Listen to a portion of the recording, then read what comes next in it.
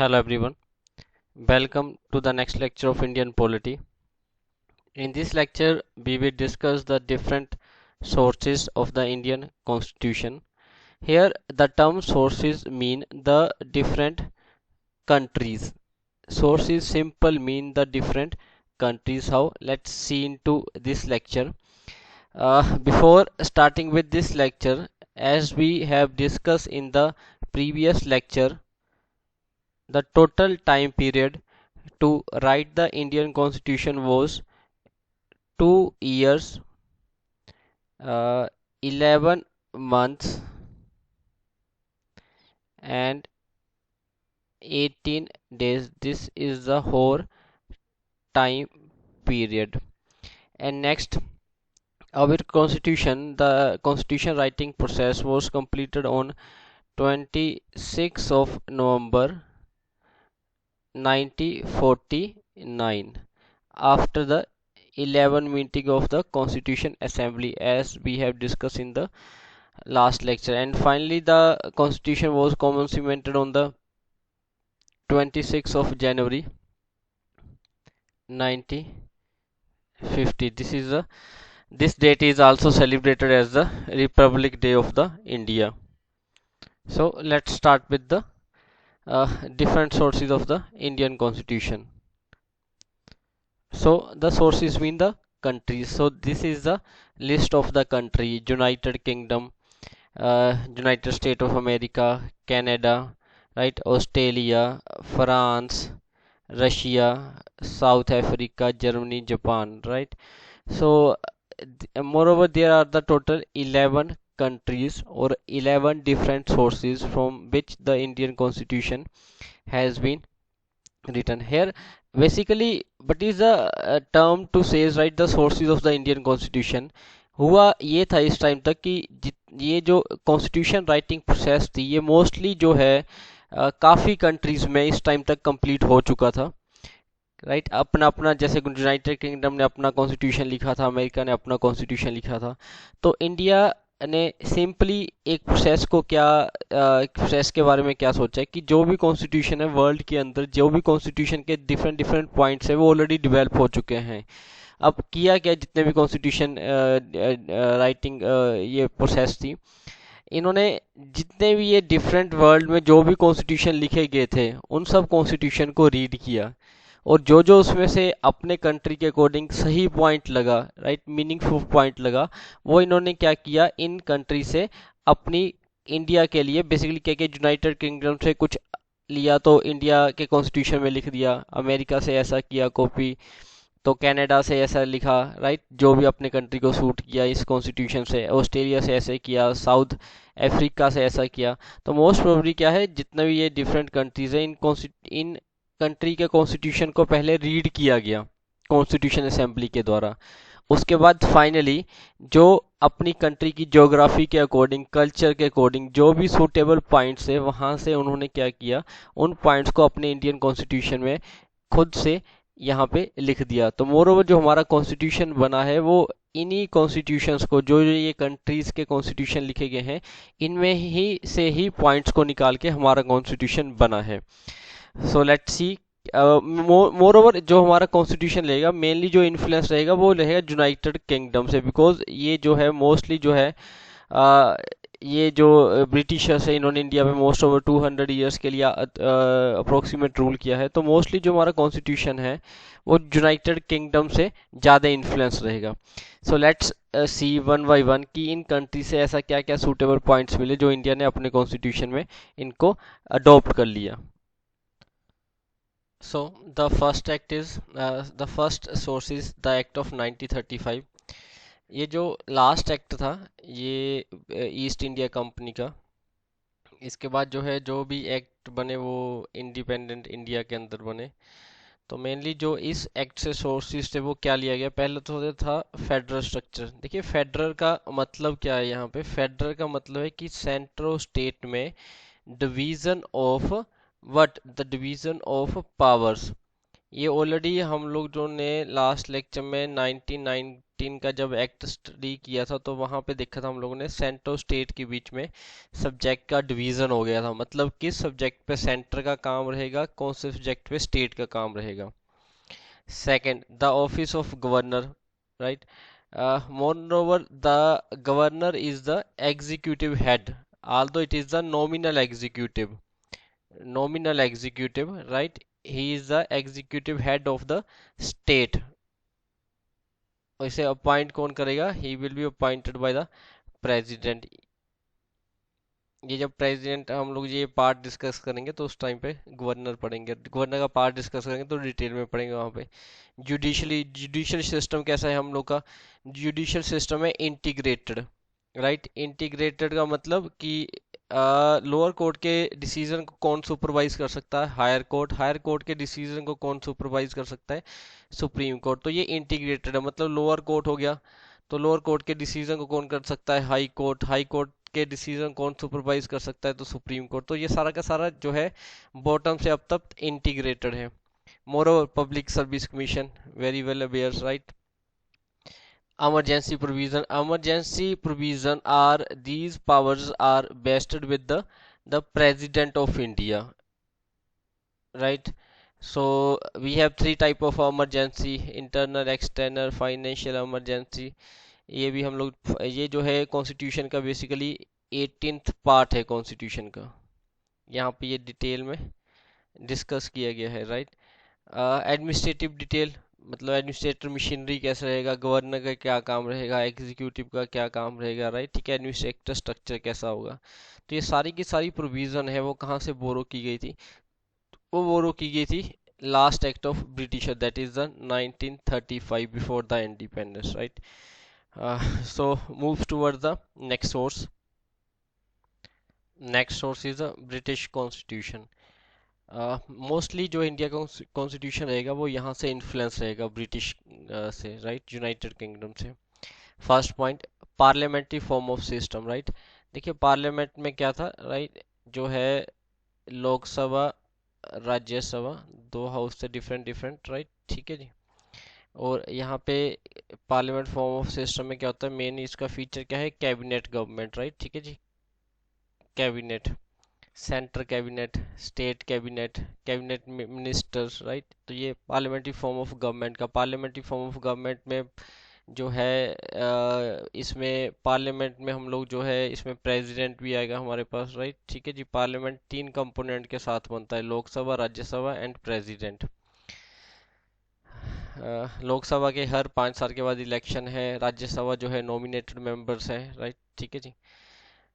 ये देखिए जो ये पॉइंट्स है ये मेन मेन पॉइंट्स है, बाकी हम लोग इनको डिटेल में डिस्कस करेंगे वन बाय वन, राइट, ठीक है, डिटेल में। अभी थोड़ा सा इनका ओवरव्यू पढ़ लेते हैं। Next, nominal head president, right.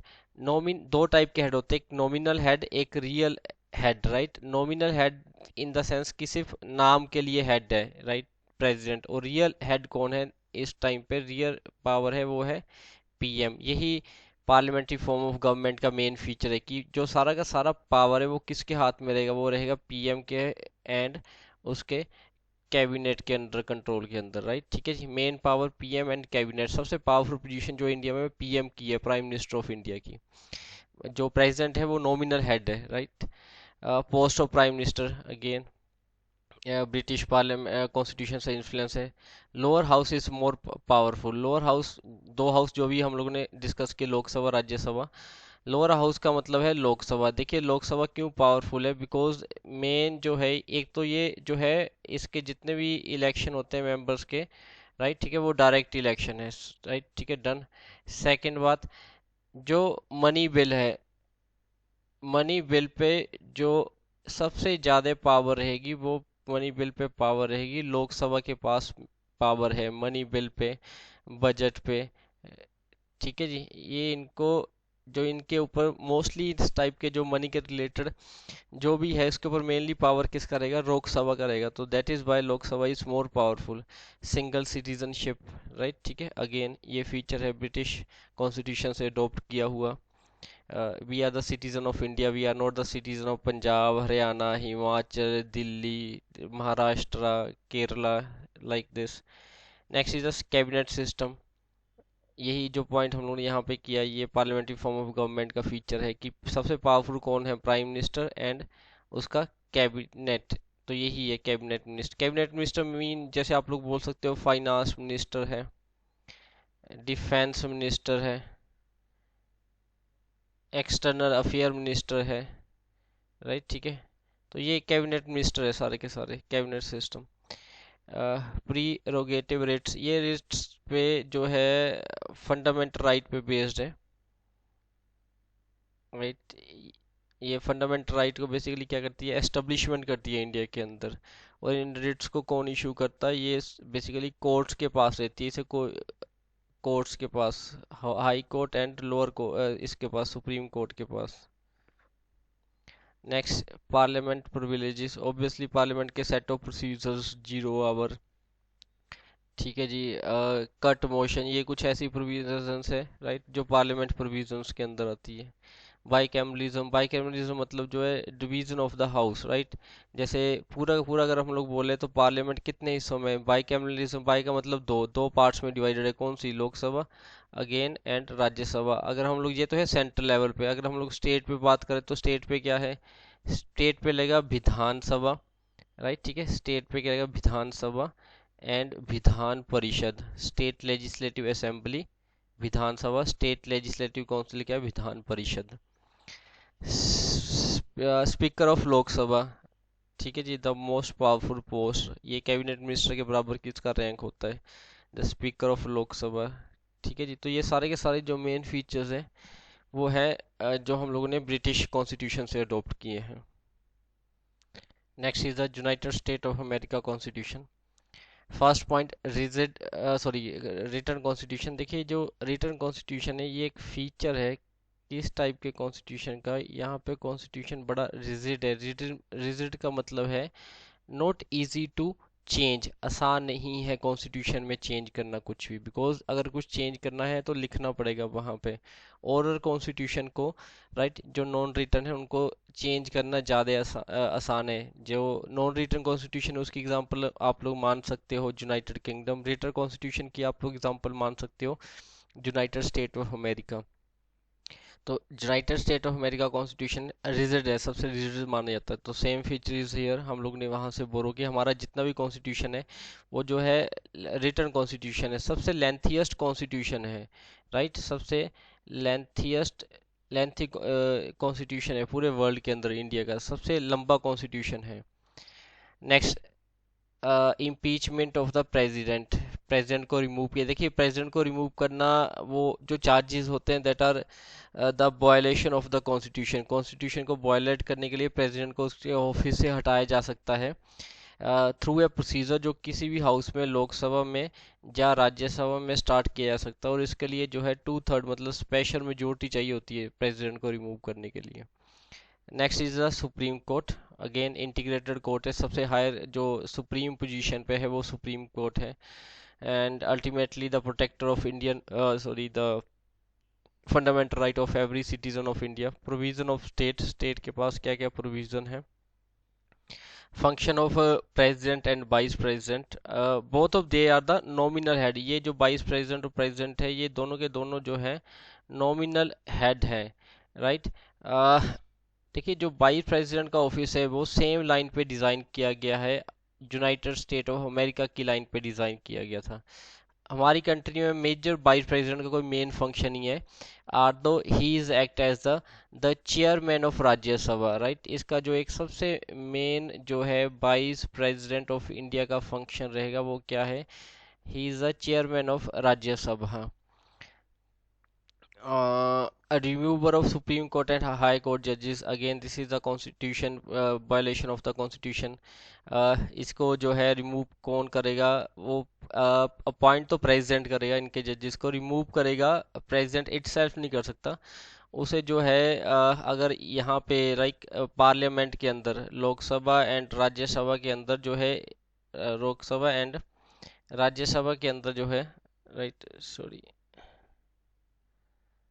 Lok Sabha and Rajya Sabha के अंदर एक प्रोसीजर के थ्रू, राइट, ठीक है जी, इनके जजेस को रिमूव किया जाए, अगर एक रेजोल्यूशन पास हो जाए सुप्रीम कोर्ट और हाई कोर्ट के जजेस के बाद के अगेंस्ट, तो ये जो है रेजोल्यूशन जो है किसके पास जाता है, president of India. So president of India can only remove the high court and the supreme court जजेस after a resolution has been passed in the parliament of India, Lok Sabha and Rajya Sabha. Fundamental, ये सबसे जो है लाइक जिसे बोलते हो की stone feature है हमारे इंडियन कॉन्स्टिट्यूशन का, fundamental right of citizen of India. ऐसे राइट्स जो इंडियन के हर एक इंडियन को मिलते हैं, आपसे कोई भी छीन नहीं सकता। If there is a violation of fundamental right, तो आप लोग क्या है इनके अगेंस्ट जो है कोर्ट में जा सकते हो, सुप्रीम कोर्ट जा सकते हो एंड हाई कोर्ट और सुप्रीम कोर्ट दोनों कोर्ट्स में जा सकते हो। और कुछ ऐसे फंडामेंटल राइट है जो जैसे हम लोग पढ़ेंगे कि राइट, ठीक है जी, जो इमरजेंसी के टाइम भी इनको जो है ख़त्म नहीं किया जा सकता, कुछ ऐसे हमारे पास फंडामेंटल राइट्स हैं। Next, judicial review. Judicial review का मतलब जो है जो ऑलरेडी डिसीजन हो चुका है उनको फिर से रिव्यू किया जा सकता है। Next is the independent of judiciary. हाँ, this is again the most important point. देखिए, इंडिपेंडेंट ऑफ जुडिशली का मतलब क्या है कि जुडिशियल को हटाना अपनी पोस्ट से इतना आसान नहीं रहेगा।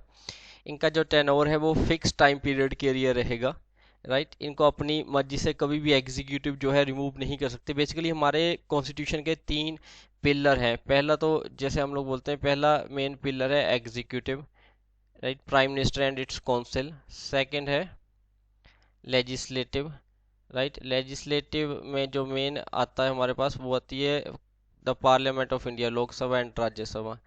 तीसरा जो पिलर है वो है जुडिशली, राइट, ठीक है।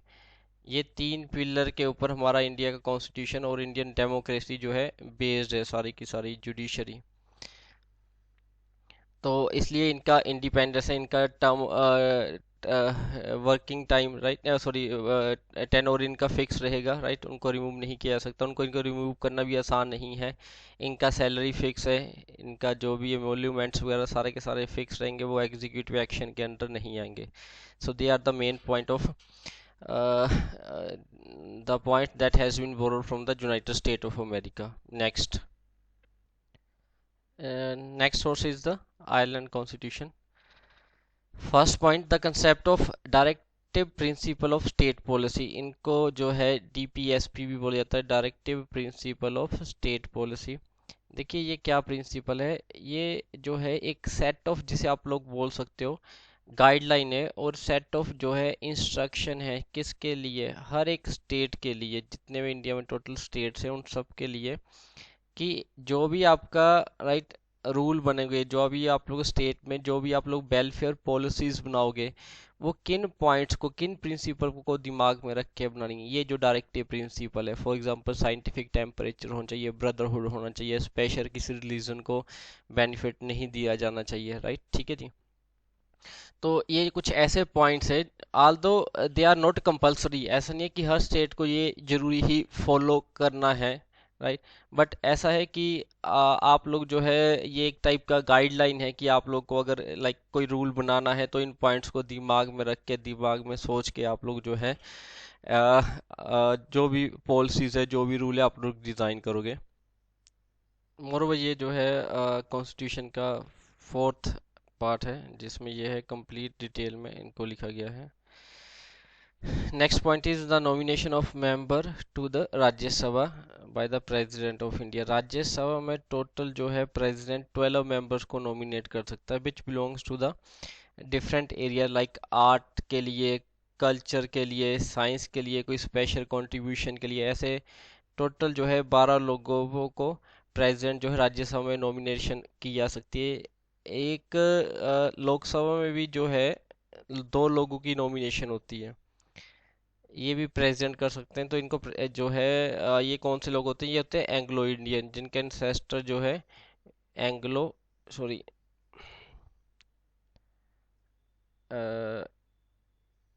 एंग्लो इंडियंस, राइट, ठीक है, जिनके जो है एंसेस्टर जो है इंडियन के सिटीजन हो, जिनके पूर्वज इंडिया में रहते हो, सिटीजन हो। Method of election of president, right, ठीक है, प्रेसिडेंट के इलेक्शन में कौन कौन वोटिंग करेंगे। देखिए प्रेसिडेंट के इलेक्शन वो सब लोग वोटिंग करेंगे जो डायरेक्ट सिलेक्टेड लोग हैं, राइट, डायरेक्टली सिलेक्टेड लोग हैं। इनडायरेक्ट सिलेक्टेड लोग इसमें वोटिंग बिल्कुल भी नहीं करेंगे। देखिए इस पॉइंट का मतलब क्या है, मैं आपको अगर पॉइंट्स लिख के बताऊं कि इलेक्शन में कौन कौन पार्टिसिपेट करेंगे। पहले तो लोकसभा के मेंबर होंगे, राइट। जो देखिए डायरेक्ट इनडायरेक्ट हम लोग यहाँ पे दोनों पॉइंट लिख सकते हैं। मैं आपको थोड़ा सा इस पॉइंट को एक्सप्लेन कर देता हूँ यहाँ पे कंफ्यूजन के लिए। लोकसभा के मेंबर भी कर सकते हैं, राज्यसभा के मेंबर भी कर सकते हैं, विधानसभा के मेंबर भी कर सकते हैं। और ईओ यूटीज में जो है, जिस जिस यूटीज में जो है विधानसभा है, वहाँ के मेंबर्स भी यहाँ पे पार्टिसिपेट कर सकते हैं। यूटी में कहाँ पे फॉर एग्जांपल एक हमारे पास है दिल्ली है, राइट। वहाँ के मेंबर प्रेसिडेंट के इलेक्शन में पार्टिसिपेट करते हैं। पौंडीचेरी, राइट, ठीक है जी। तो यहाँ के मेंबर जो है इलेक्टेड मेंबर कर सकते हैं। कौन नहीं कर सकते हैं? पहले एग्जांपल, ये जो नॉमिनेटेड लोग हैं, राइट। कोई भी नॉमिनेटेड, चाहे वो लोकसभा में, right, not the nominated member, not nominated member, nominated member, right. चाहे वो लोकसभा में है, चाहे वो राज्यसभा में है, चाहे वो विधानसभा में है। एंड मोर ओवर ये लोग नहीं पार्टिसिपेट कर सकते। एंड नेक्स्ट पॉइंट, कौन नहीं पार्टिसिपेट कर सकता है? विधान परिषद, या जिसे बोल देते हैं स्टेट लेजिस्लेटिव काउंसिल, इसके मेंबर भी प्रेसिडेंट के इलेक्शन में पार्टिसिपेट नहीं कर सकते। अगेन पार्टिसिपेट कौन से कर सकते हैं? लोकसभा के मेंबर, राज्यसभा के मेंबर, विधानसभा के जो इलेक्टेड है, चाहे वो डायरेक्ट इलेक्टेड है चाहे इनडायरेक्ट इलेक्टेड है, यूटीज के मेंबर। कौन नहीं पार्टिसिपेट कर सकते? नॉमिनेटेड मेंबर, लोकसभा के ये जो है 2 पर्सन, लोकसभा के, राज्यसभा के ये 12 लोग। ऐसा ही विधानसभा में जो नॉमिनेटेड मेंबर है। और विधान परिषद के अंदर कोई भी नहीं मेंबर कर सकता, चाहे नॉमिनेटेड है चाहे इलेक्टेड है, राइट, ठीक है। So next, next is south Africa. South Africa से बोल किया, that is a procedure for the amendment of the constitution. Constitution में अगर कुछ भी अमेंडमेंट करनी है, देखिए अमेंडमेंट का क्या है, दो टाइप से कॉन्स्टिट्यूशन को अमेंडमेंट किया जा सकता है। एक तो होती है जिसमें जो है सिंपल मेजोरिटी के थ्रू, राइट, ठीक है जी। एंड दूसरी होती है स्पेशल मेजोरिटी के थ्रू। कुछ ऐसा कॉन्स्टिट्यूशन में है जो सिंपल मेजोरिटी से किया जा सकता है, और जो है स्पेशल, स्पेशल में बेसिकली काफ़ी जो है ये लेंथी और रिजिड प्रोसीजर है, 2/3 मेजोरिटी चाहिए होती है। सिंपल आसान है, one half, basically simple half से मेजोरिटी से ही जो कॉन्स्टिट्यूशन को अमेंडमेंट किया जा सकता है। और कुछ ऐसे भी प्रोसीजर हैं, कुछ ऐसे भी पार्ट्स है कॉन्स्टिट्यूशन में जिसे ना तो सिंपल से किया जा सकता है ना ही स्पेशल से किया जा सकता है, जिसे बोला जाता है the basic feature of Indian constitution, right. The basic features of Indian constitution, जिसे ना तो स्पेशल मेजोरिटी से किया जा सकता है ना ही सिंपल मेजोरिटी से किया जाता है अमेंडमेंट। ये केशव नंदा भारती केस के बाद जजमेंट आई थी।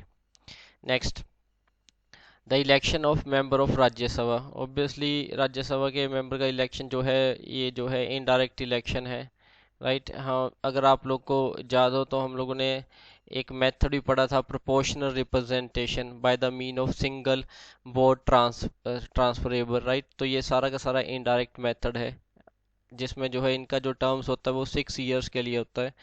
सो एवरी 2 ईयर्स क्या होता है, 1/3 मेंबर इसके रिटायर्ड हो जाते हैं। तो ये इनडायरेक्ट इनका इलेक्शन प्रोसीजर है।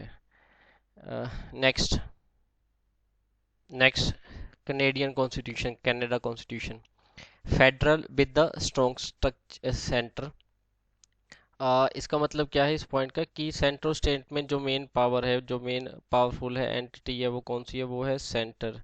मोस्टली जो मेन पावर है वो सेंटर के हाथ में। रिसेंटली आप लोग इसका एग्जांपल दे सकते हो, जैसे अभी जो कोविड का ईरा था, तो उस टाइम पे जो है जैसे ऑक्सीजन की सप्लाई, जैसे कोवैक्सीन या कोविशील्ड की स्टेट को कितना मिलेगा, क्या क्या कोटा है, तो ये सारा का सारा ओवरऑल सेंटर के हाथ में रहता है। मोरोवर जितना भी जो भी ग्रांट्स दी जाती है स्टेट को सेंटर की साइड से, वो भी किसके हाथ में रहती है? इसके हाथ में। अदर पावर है, मिलिट्री की पावर है, वो भी किसके हाथ में रहेगी? सेंटर के हाथ में।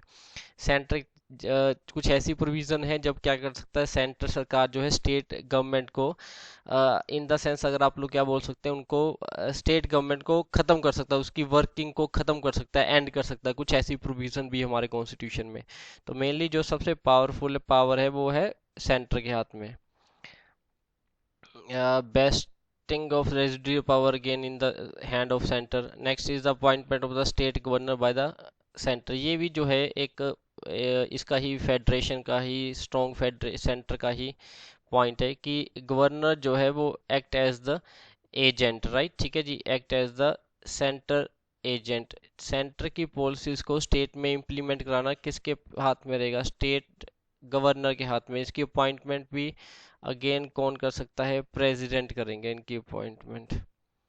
उनको ऐसा रिमूव करने के लिए कोई खास प्रोसीजर नहीं है, गवर्नर को जब चाहे प्रेसिडेंट हटा सकते हैं वहां से। Next is the French constitution. The idea of Republic, liberty, equality, brotherhood, fraternity, ये सारा का सारा जो है ये फीचर जो है फ्रेंच कॉन्स्टिट्यूशन से लिया गया है। Next next Canada constitution. First point, concurrent list. देखिए कॉन्करेंट लिस्ट क्या है? ये एक ऐसी लिस्ट पे जिन पे सेंटर और स्टेट दोनों जो है इस लिस्ट में लिखे गए सब्जेक्ट पे क्या कर सकते हैं? रूल फॉर्म कर सकते हैं, एक्ट पास कर सकते हैं। बट फाइनल जो हाँ रहेगी वो जैस रहेगी, किसकी जैस रहेगी? सेंट्रल गवर्नमेंट की रहेगी। बेसिकली ऐसी तीन लिस्ट है हमारे पास, राइट, ठीक है जी। एक तो है सेंट्रल लिस्ट जिसपे होली सोली सेंटर का अधिकार है। एक है स्टेट लिस्ट, तो इस पे तो वैसे होली सोली स्टेट का है टिल द टाइम यहाँ पे अगर स्टेट गवर्नमेंट है तो स्टेट का अधिकार है। अगर स्टेट गवर्नमेंट नहीं है तो ये इसकी पावर जो है सेंटर के पास चली जाती है। तीसरी जो ये लिस्ट है कॉन्करेंट, राइट, इस पे दोनों कानून बना सकते हैं। तो बट अगर कोई कन्फ्लिक्ट होगा तो बात किसकी मानिएगी? सेंटर की, because centre is more powerful than the state. Next, freedom of trade across the state, commerce and intercourse. Next is the joint sitting of to houses of the parliament. ऐसा joint sitting का मतलब क्या है कि इस sitting को president बुला सकते हैं अगर दोनों हाउसेज के अंदर, मान लीजिए जो भी हमारे देश में, पहली बात तो जो भी कानून बनेगा, जो रूल बनेगा वो पार्लियामेंट में पास होगा। पार्लियामेंट क्या कंसिस्ट करती है? Right, parliament consist to basically Lok Sabha, Rajya Sabha and third जो है द प्रेसिडेंट ऑफ इंडिया। ये तीनों को मिला के जो है पार्लियामेंट बनती है। अगर मान लीजिए डेड लॉक आ जाए लोकसभा राज्यसभा में आपस में, राइट, किसी बिल को लेके, तो प्रेसिडेंट की ज्वाइंट सीटिंग बुला सकते हैं। जो ज्वाइंट सीटिंग को सुपरवाइज कौन करेगा? ही is the speaker of Lok Sabha, ये इनको सुपरवाइज करेंगे। Next, Soviet union, US, United state of USSR, Russia जिसे बोला जाता है करंटली, राइट, ठीक है जी। पहले जो है सोवियत यूनियन के नाम से इनको जाना जाता था। फंडामेंटल ड्यूटीज, ये जो है पहले कॉन्स्टिट्यूशन में ओरिजिनली नहीं प्रेजेंट थी। ये जो है इंदिरा गांधी गवर्नमेंट ने ऐड की थी कॉन्स्टिट्यूशन के अंदर। ये जो है इंदिरा गांधी गवर्नमेंट ने ऑन द रिकमेंडेशन ऑफ सरदार स्वर्ण सिंह कमेटी की रिकमेंडेशन पे 1976 में कॉन्स्टिट्यूशन में ऐड किया था। फंडामेंटल ड्यूटीज मतलब ऐसा है जो हर सिटीजन को, राइट, माननी जानी चाहिए। ये ड्यूटीज है देश के प्रति, अपने इंडिया के प्रति हर एक नागरिक को माननी जानी चाहिए। ब्रदरहुड का, भाईचारे का आपस में व्यवहार रखना, राइट, ठीक है जी। ऐसा जो है अलग अलग अपने नेशनल फ्लैग की रिस्पेक्ट करना, कल्चर की रिस्पेक्ट करना, ये एक फंडामेंटल ड्यूटीज हैं। गवर्नमेंट इंफ्रास्ट्रक्चर को संभाल के रखना, ये ओरिजिनली नहीं थी, इंदिरा गांधी गवर्नमेंट ने ऐड की थी ऑन द रिकमेंडेशन ऑफ स्वर्ण सिंह कमेटी 1976। नेक्स्ट, ये जो है जस्टिफाइबल नहीं है, मतलब इनको जो है इसके लिए कोई भी अगर नागरिक ना माने तो इसके लिए कोई कहीं पे भी वो नहीं है प्रोविजन कि उनको जो है सजा मिलेगी, कोई पनिशमेंट है। Next, the idea of justice, social justice, economic justice and political justice, equal opportunity to all. Next,